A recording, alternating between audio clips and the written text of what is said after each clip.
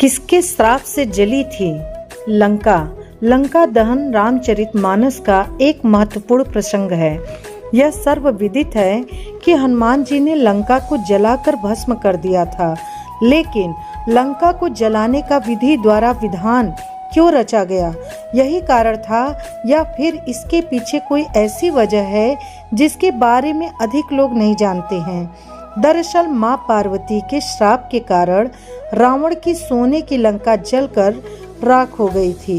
कथा कुछ यूं है कि एक बार भगवान विष्णु और माता लक्ष्मी माँ पार्वती के निमंत्रण पर कैलाश पहुँचे।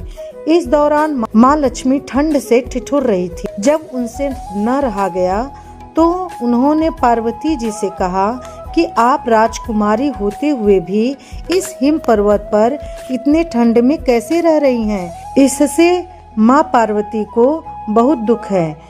कुछ दिनों बाद शिव और पार्वती देवी लक्ष्मी के बुलावे पर बैकुंठ धाम पहुँचे। बैकुंठ धाम का वैभव देखकर माँ पार्वती ने शिव से भी अत्यंत भव्य महल बनाने की इच्छा जताई। शिव ने देव शिल्पी विश्वकर्मा को लंका बनाने का काम सौंपा। इसके बाद ही उन्होंने सोने का महल निर्माण किया था। इस महल की वस्तु प्रतिष्ठा की पूजा के लिए ऋषि विश्रवा को बुलाया गया था, लेकिन वह महल की सुंदरता के दीवाने हो गए और उन्होंने यह महल ही शिव से दान में मांग लिया। शिव ने ऋषि विश्रवा को यह महल दान कर दिया। माँ पार्वती इससे बड़ी क्रोधित हुई और उन्होंने विश्रवा को श्राप देते हुए कहा कि तेरी यह नगरी भस्म हो जाए। पार्वती के श्राप के कारण यह रावण द्वारा रक्षित वह लंका हनुमान ने फूंक डाली थी। गौरतलब है कि ऋषि विश्रवा ही रावण के पिता थे। क्यों नहीं नष्ट हो रही थी लंका? जब हनुमान जी लंकेश रावण की लंका को जला रहे थे, तब एक बहुत ही विस्मयकारी घटना हुई।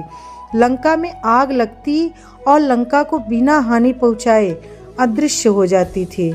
तब महावीर हनुमान जी चिंतित हो उठे कि क्या रावण द्वारा अर्जित पुण्य इतने प्रबल हैं अथवा मेरी भक्ति में ही किसी प्रकार की कमी है।